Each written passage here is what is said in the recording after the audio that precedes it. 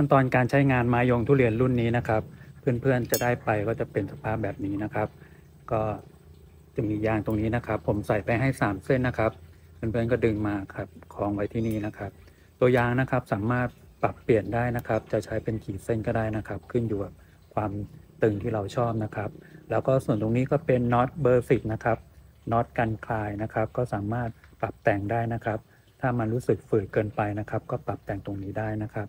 อันนี้ก็คือสภาพนะครับตรงนี้นะครับก็จะเป็นขนาด6ขุนนะครับก็เพื่อนๆก็หาไม้เป็นไม้ไผ่กันนะครับหรือจะเป็นไม้แบบนี้ก็ได้นะครับเป็นไม้ยืดหดอเนกประสงค์นะครับอันนี้ผมหาซื้อได้ที่มิสเตอร์ DIY นะครับที่โลตัสหรือห้างนะครับอันนี้ก็น้ำหนักจะเบานะครับเบาเลยทีเดียวนะครับ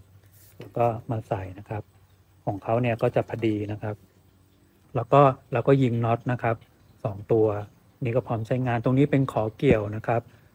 ขอเกี่ยวลำต้นนะครับหรือกิ่งไม้เอาไว้สำหรับแขวนนะครับ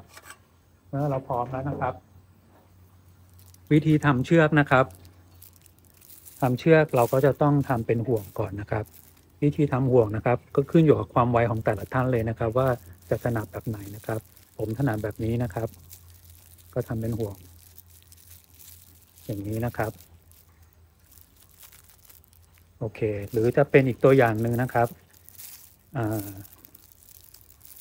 เป็นแบบไหนดีอย่างอย่างนี้ก็ได้นะครับอันนี้ก็มันก็จะรูดได้หน่อยนะครับอันนี้ก็ได้เหมือนกันมันจะรูดได้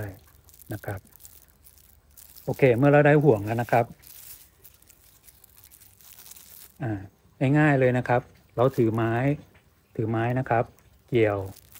แล้วก็เอาเข้ามาที่ล็อกนะครับนี่ผมไม่ได้ใส่แว่นนะครับแผงยางนิดนึงนี่นะครับปึ๊บโอเคได้มาแล้วนะครับ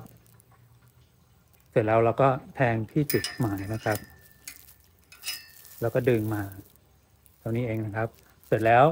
ตรงห่วงของเรานะครับเราก็ใช้ห่วงเนี่ยลอดแล้วก็ดึงขั้นตอนมีแค่นี้เองนะครับสวัสดีครับ